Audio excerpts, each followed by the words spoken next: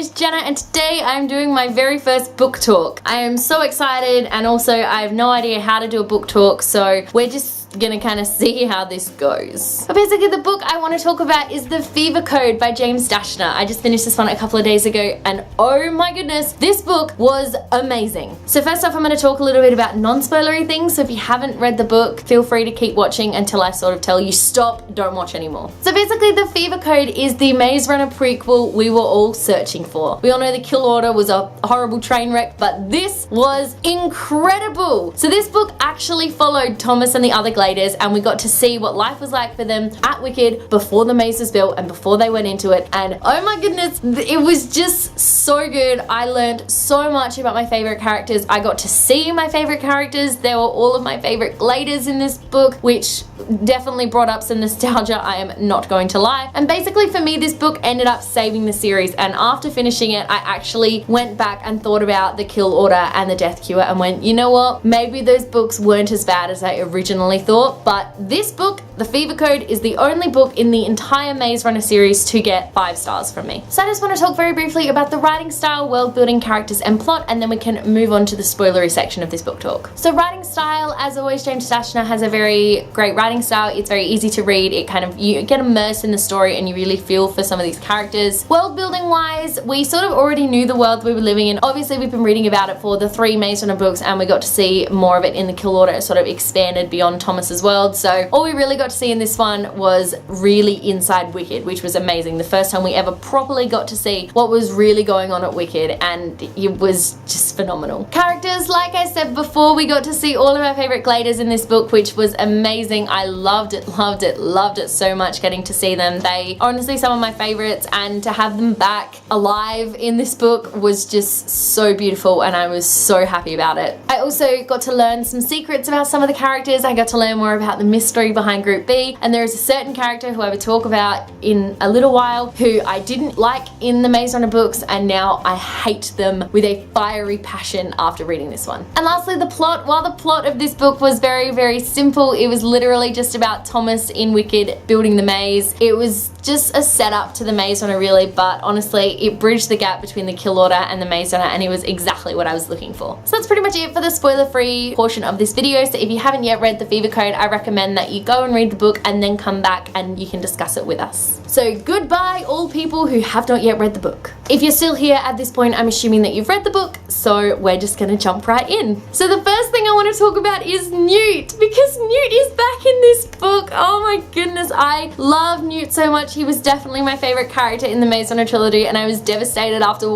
finding out what happened to him in The Death Cure, but he's back in this book, and even better, we found out why he had the limp and we found out he actually had a sister. So his sister's name was Lizzie and she got taken and was in Group B, and it turns out she was Sonia. Like, what? So Newt and Sonia actually ended up being siblings, which is devastating because they had no idea because Wicked took away their memories. So when they meet in Scorched Child's A Death Cure and they hate each other, and I'm just like, this is not okay. And now it just is heartbreaking even more. And we find out that Newt actually has a limp because he tried to climb the wall in the maze, but there was some sort of optical illusion. So apparently the walls of the maze actually aren't as tall as they really look to be. Apparently that's all just kind of like an illusion thing that's because of the chip or whatever that they put in their brains to make him think it's higher. So he like purposely fell off. I think he was trying to kill himself, but he didn't. He twisted his leg, and it was so sad to learn all of that, and I am just heartbroken by what happened to Newt in this book. So basically throughout this novel, Thomas and Teresa are separated from the rest of the Gladers. All of the Gladers sort of get to have all their classes together and all their food together, but Thomas and Teresa have to be separate. Turns out that Wicked wants Thomas and Teresa to help them build the maze along with Aris and Rachel, and that is just I can just imagine. I mean, Thomas was 5 when he got brought into Wicked and his name was originally Stephen, and then Randall, freaking Randall, I hate Randall so much, was like, I don't even know, he was basically torturing Thomas in order to make him forget his name, and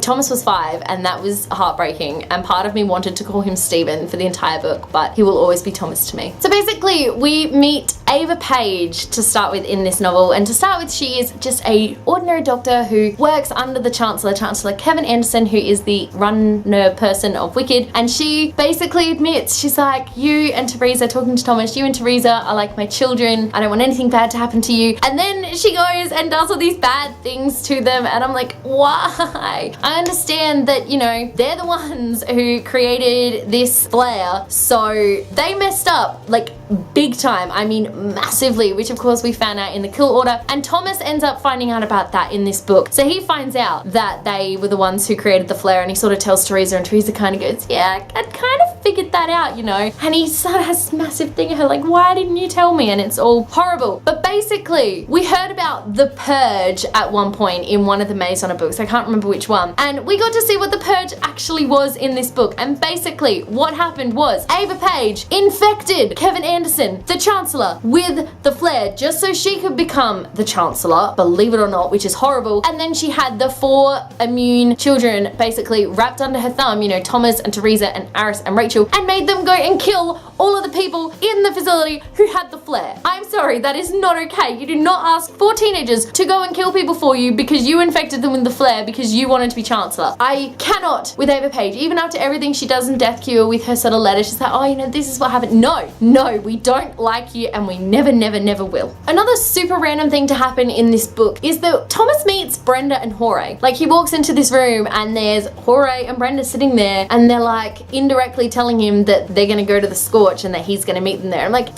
how did you? But so that's why she knew him, and I can't, honestly. And the fact that all of these Gladers knew each other before they ended up in the maze was literally heartbreaking. I mean, Thomas and Chuck, they were basically brothers for a really large portion of this book. And then Chuck ends up getting put into the maze, and then we all know how that turned out. And I just felt like crying because Chuck is beautiful, and I was so upset by what happened to him. So the last thing that I really want to talk about is Teresa. Now, Teresa was never my favorite in any of the Maze Runner books. I always thought she was dodgy, and I was completely 100% correct. We don't find out how dodgy she really is though until literally the last page of this book. So basically, turns out that Teresa is actually Dee Dee from the Kill Order. So Dee Dee was the little child that Mark and Trina sort of adopted, kind of, and sent off to Wicked because she was immune from the flare. And Dee Dee was then renamed Teresa, and that's kind of how everything sort of came about. But by being out there and living out there, she was one of the ones who wasn't taken from her parents. She was literally taken from the wild, I guess you'd say. So she got to see the world. So I can understand how, as a 5-year-old, she got really messed up by doing that. But that does not excuse what she did in this book. So basically, she was the one who was like, yes, Wicked is good, you know, Wicked is the best. Wicked is not the best. Wicked is quite literally the worst. And Thomas, beautiful Thomas, he decides to come up with a plan. He wants to rescue the Gladers, and he wants to get them out of the maze. He wants to take them to, I think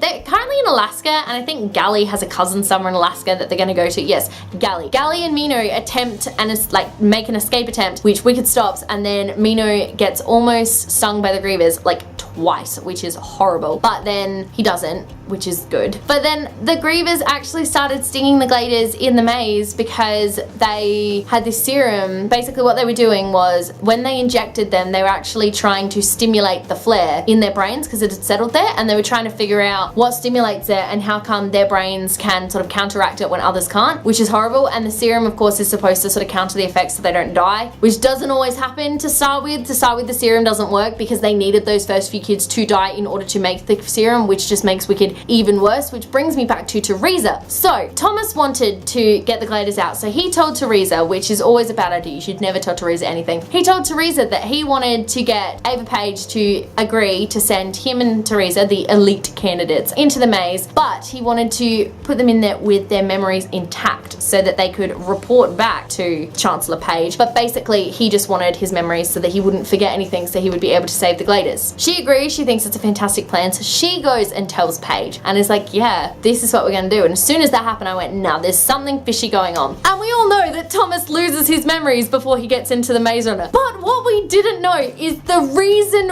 why Teresa is able to communicate with Aris in the Scorch Trials. The reason why she is such a bitch in the Scorch Trials is because she and Aris entered the maze with their memories intact. What? That changes everything. That literally changes the way you read the Maze Runner and all those other books, because Teresa has her memories the entire time. She knows everything. And that just grinds my gears because I never liked her, and now I like her even less because she knew everything. And I cannot be okay with the fact that she knew everything.